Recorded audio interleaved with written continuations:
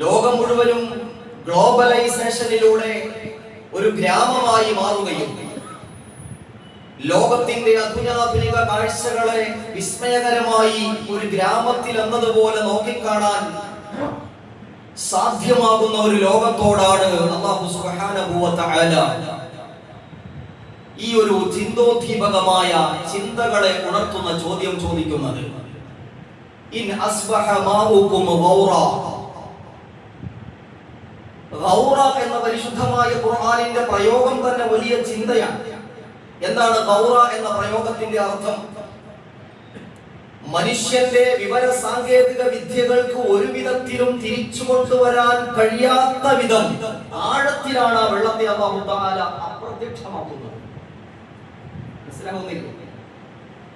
മനുഷ്യന്റെ നവകാല സാങ്കേതിക വിദ്യകളെ എല്ലാ രാജ്യങ്ങളും ഒന്നിച്ചു ചേർന്ന് വിനിയോഗിച്ചാലും മനുഷ്യന്റെ ഒരു സാങ്കേതിക വിദ്യയ്ക്കും ഒരു കാലത്തും കൊണ്ടുവരാൻ കഴിയാത്ത വിധം, കണ്ടെത്താൻ കഴിയാത്ത വിധം ഭൂമിയിൽ ശേഖരിക്കപ്പെട്ട മുഴുവൻ ജലത്തെയും അപ്രത്യക്ഷമാക്കുന്ന, വെള്ളം തന്നെ കാണാൻ ഇല്ലാതായി പോകുന്ന, ഒഴുകുന്ന വെള്ളത്തെ ഒരു മനുഷ്യനും ലോകത്ത് തിരിച്ചു കൊണ്ടുവരാൻ കഴിയാത്ത അത്ഭുതകരമായ ഒരു പ്രതിഭാസത്തിനാണ് അറബി ഭാഷയിൽ ഗൗർ എന്ന് പറയുന്നത്.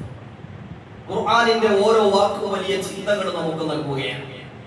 അല്ലാഹു നല്ല ബുദ്ധിയും നല്ല ചിന്തയും നല്ല ഈമാനും നൽകി നമ്മെ അനുഗ്രഹിക്കട്ടെ. ഇൻ അസ്ബഹ മാഉകും ഗൗറ.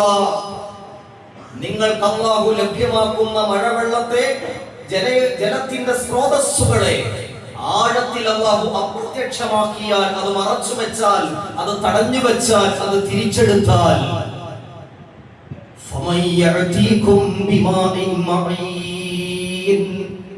ലോകത്ത് ഏതൊരു ശക്തിക്കാണ് പിന്നെ ആ വെള്ളത്തെ ലോക മനുഷ്യന് വേണ്ടി, ജീവജാലങ്ങൾക്ക് വേണ്ടി തിരിച്ചു കൊണ്ടുവരാൻ കഴിയുക? എന്നോടാണ് ആ ചോദ്യം, നിങ്ങളോടാണ് ആ ചോദ്യം, നമ്മളോട് ഓരോരുത്തരോടുമാണ് ആ ചോദ്യം, ലോകത്തിലെ സർവ്വ മനുഷ്യരോടുമാണ് ആ ചോദ്യം. ഫമൻ യഅതീകും, നിങ്ങളിൽ ആരാണുള്ളത്? ബിമാഇൻ മഈൻ, ആകാശ ലോകത്തിൽ നിന്ന് ഭൂമിയിലേക്ക് വർഷിക്കപ്പെടുന്ന പേമാരി, ആ പേമാരിയിൽ നിന്നും ലഭ്യമാകുന്ന ജലകണികകളെ ലോകത്തിന്റെ റബ്ബ് തടഞ്ഞു വെക്കാനും തിരിച്ചെടുക്കാനും പിടിച്ചു വെക്കാനും തയ്യാറായാൽ, പിന്നെ ആ വെള്ളത്തെ തിരിച്ചു കൊണ്ടുവരാൻ ലോകത്ത് ഏതെങ്കിലും ഒരു ശക്തിക്ക് സാധ്യമാകുമോ എന്ന് വിശുദ്ധമായ ഖുർആനിന്റെ ചോദ്യം. മഴയില്ലാത്ത ഒരു ലോകം, ചിലപ്പോഴൊക്കെ അങ്ങനെ നമ്മൾ ചിന്തിക്കണം, അല്ലേ? മഴയില്ലാത്ത ഒരു ലോകത്തെ കുറിച്ച് നമ്മൾ ചിന്തിക്കണം. മഴയെ തടഞ്ഞു വെക്കുന്ന പ്രതിഭാസത്തെ കുറിച്ച് മുഹമ്മദ് മുസ്തഫ സല്ലല്ലാഹു അലൈഹി വസല്ലമ തങ്ങൾ പറഞ്ഞിട്ടുണ്ടല്ലോ. ഹബീബായ നബി തങ്ങൾ പറഞ്ഞു, വലം യംനഉ സകാത അംവാലിഹിം ഇല്ലാ മുനിഉൽ ഖത്റ മിനസ് സമാഅ വലൗലൽ ബഹായിം ലം യുംതറു ശഫീഉനാ റസൂലുള്ളാഹി സ്വല്ലല്ലാഹു അലൈഹി വസല്ലം. ഹബീബായ നബി തങ്ങൾ പറഞ്ഞു, ഇന്ന് എല്ലാവരും ജോലിയുടെ തിരക്കിലാണ്, പല രീതിയിലും സമ്പത്ത് ഏൺ ചെയ്യാനുള്ള മാർഗങ്ങളിലാണ് നമ്മൾ. നമ്മുടെ വിദ്യാഭ്യാസത്തിന്റെ കരിക്കുലം സിസ്റ്റം തന്നെ പണ്ട് കാലഘട്ടങ്ങളിൽ എഡ്യൂക്കേഷന്റെ ബേസിക് വിദ്യാഭ്യാസത്തിന്റെ ലക്ഷ്യം എന്ന് പറയുന്നത് സദാചാര മൂല്യങ്ങളെ കൂടി ഉയർത്തിക്കൊണ്ടുവരലായിരുന്നു, മോറൽ സൊസൈറ്റിയുടെ സൃഷ്ടിപ്പ്.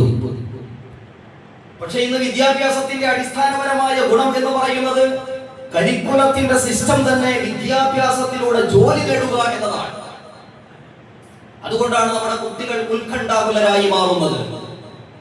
അപ്പൊ മനുഷ്യരൊക്കെ സമ്പാദിക്കുന്നുണ്ട്, അധ്വാനിക്കുന്നുണ്ട്, സമ്പത്തുണ്ട്, സമ്പത്തിന്റെ കുറവെന്നില്ല. പക്ഷേ ഹബീബായ നബി തങ്ങൾ പറഞ്ഞു, ജനങ്ങൾ അവരുടെ സമ്പത്തിന്റെ സക്കാത്ത് തടഞ്ഞു വെക്കുന്ന ഒരു കാലഘട്ടം വരും. മുഹമ്മദ് റസൂലുള്ളാഹി സ്വല്ലല്ലാഹു അലൈഹി വസല്ലം സക്കാത്ത് കൊടുക്കാൻ, അത് വാങ്ങാൻ അർഹതപ്പെട്ട 1000 ആളുകൾ താമസിക്കുന്ന ഒരു കാലഘട്ടം. അന്ന് കോർപ്പറേറ്റുകളുണ്ട്, സമ്പന്നന്മാരുണ്ട്, ലോകത്തെ തന്നെ കീഴടക്കാൻ കഴിയുന്ന സാമ്പത്തികമായി ഉയർന്ന ഒരുപാട് സാമ്പത്തിക രാജാക്കന്മാർ ജീവിച്ചിരിക്കുന്ന കാലഘട്ടം. പാവപ്പെട്ടവന്റെ അവകാശമായ സമ്പത്ത് സക്കാത്ത് കൊടുക്കാൻ വിസമ്മതിക്കുന്ന മനുഷ്യൻ കൂടി വരുന്ന ഒരു കാലഘട്ടത്തിൽ അള്ളാഹു നമുക്ക് നൽകുന്ന പണിഷ്മെന്റ് എന്താണ്? സമ്പത്ത് കൊടുക്കേണ്ടി വരുമ്പോൾ അത് വാങ്ങാൻ അർഹതപ്പെട്ട രോഗികൾ, പാവപ്പെട്ടവർ, വീടില്ലാത്തവർ, പ്രയാസങ്ങൾ അനുഭവിക്കുന്നവർ, ദുരിതത്തിന്റെ ആളുകൾ, ഒരുപാട് ആളുകൾ അങ്ങനെ ജീവിച്ചിരിക്കുമ്പോഴും നിങ്ങളുടെ സമ്പത്ത്, അള്ളാഹു നൽകിയ സമ്പത്ത് കൊടുക്കാതെ തടഞ്ഞു വെക്കുന്ന ആളുകൾ ഉണ്ടാകുന്ന ഒരു കാലഘട്ടം. ആ കാലഘട്ടം അള്ളാഹു മനുഷ്യനെ പരീക്ഷിക്കുന്നത് എങ്ങനെയാണ്?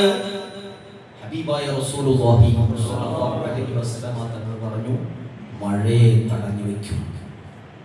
ഇല്ലാ മുനിഉൽ ഖത്റ മിനസ് സമാ, ആകാശത്തിൽ നിന്ന് വർഷിക്കപ്പെടുന്ന പേമാരിയെ, ജലകണികകളെ, മഴത്തുള്ളികളെ. അതാണല്ലോ നമ്മുടെ ജീവിതത്തിന്റെ ഏറ്റവും വലിയ അനിവാര്യത. അത് തടഞ്ഞു വെച്ചുകൊണ്ട് അല്ലാഹു പരീക്ഷിക്കും എന്ന് മുഹമ്മദ് റസൂലുള്ളാഹി. പിന്നെ എന്തുകൊണ്ടാണ് ഇപ്പോഴും മഴ തടയപ്പെടാതെ നിർലോഭം നമുക്ക് കിട്ടിക്കൊണ്ടിരിക്കുന്നത്?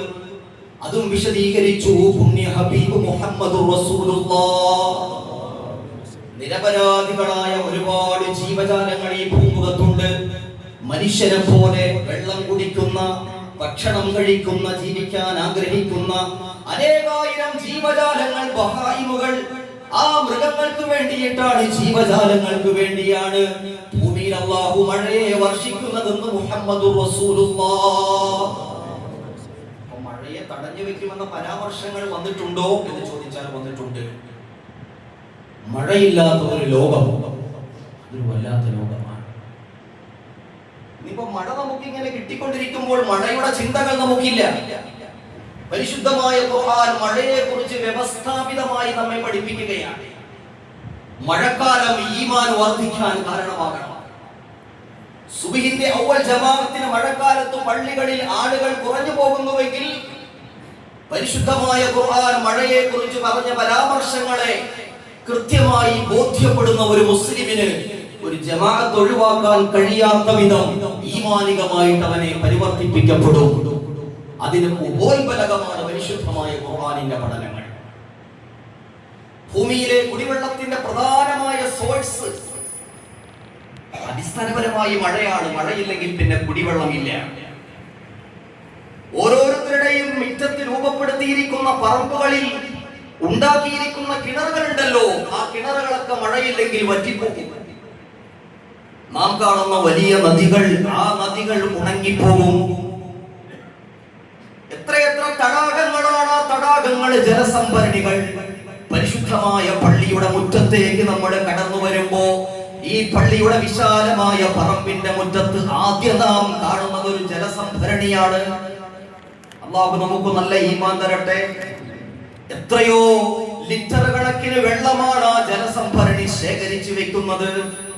ലക്ഷക്കണക്കിന് രൂപ മുടക്കിയിട്ട് സുന്ദരമായിട്ട് ആ ജലസംഭരണിയെ നമ്മൾ തയ്യാറാക്കി വെക്കുമ്പോൾ പ്രിയപ്പെട്ടവരെ, ഭൂമിയുടെ പ്രകൃതിയുടെ ഭാഗമായി മാറുകയാണ് നാം.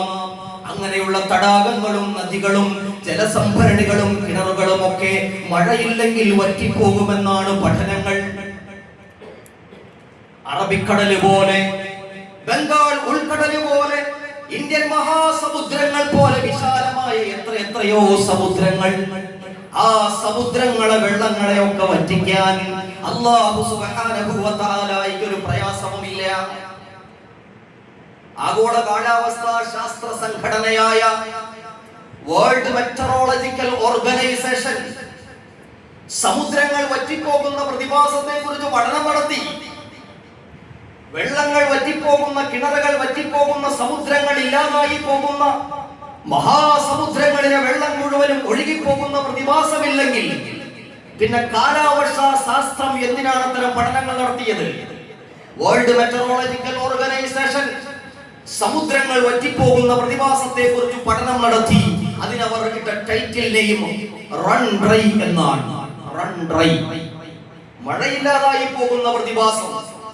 അല്ലാഹു സുബ്ഹാനഹു വ തആല മഴവെള്ളത്തെ തടഞ്ഞു വെച്ചാൽ, മഴയില്ലാത്ത ഒരു സാഹചര്യം വന്നാൽ അന്ന് സമുദ്രങ്ങൾ ഉണങ്ങിപ്പോകുന്ന റൺ ഡ്രൈയുടെ അവസ്ഥകൾ കടന്നു വരുമെന്ന് ആധുനിക ലോകം നമ്മെ തന്നെ പഠിപ്പിക്കുകയാണ്. ഒരു ദിവസം ഈ ഭൂമിയിൽ കടലുകളില്ല, കായലുകളില്ല, കിണറുകളില്ല, ജലസംഭരണികളില്ല. അലറി വിളിക്കുന്ന തിരമാലകളുള്ള കടലുകളില്ലാത്തൊരു കാലഘട്ടം വരുമ്പോ ഹബീബായ മുഹമ്മദ് റസൂലുള്ളാഹി സ്വല്ലല്ലാഹു അലൈഹി വസല്ലമ തങ്ങളോട് അല്ലാഹു പറയുകയാണ്, ഖുൽ നബിയേ, അങ്ങ് പറയുക, അറഅയ്തും, നിങ്ങൾ ചിന്തിക്കുന്നില്ലേ, നിങ്ങൾ കാണുന്നില്ലേ, റൺ റൈ പോലെയുള്ള ഇന്നിന്റെ പഠനങ്ങളെ കുറിച്ച് നിങ്ങൾ ആലോചിക്കുന്നില്ലേ എന്ന് 1400 വർഷങ്ങൾക്ക് മുമ്പ് വിശുദ്ധമായ ഖുർആൻ ഇൻ അസ്ബഹ മാഉകും ഗൗറാ, തന്നുകൊണ്ടിരിക്കുന്ന വെള്ളമെങ്ങാനും തടഞ്ഞു നിർത്താൻ പ്രപഞ്ചത്തിന്റെ നാഥനെങ്ങാനും തീരുമാനിച്ചാൽ പിന്നെ നിങ്ങൾക്ക് വെള്ളമെവിടെ, സമുദ്രങ്ങൾ എവിടെ, കടലെവിടെ, ആ തിരക്കുന്ന തിരമാലകളുള്ള മഹാസമുദ്രങ്ങൾ എവിടെ? അവിടെ ഒന്നും പിന്നെ നിങ്ങൾക്ക് വെള്ളം കണ്ടെത്താൻ കഴിയില്ല. അല്ലാഹുവിന്റെ പരിശുദ്ധമായ ഖുർആൻ നമ്മെ പഠിപ്പിക്കുകയാണ്. അല്ലാഹു നമുക്ക് നല്ല ഈമാൻ തരട്ടെ.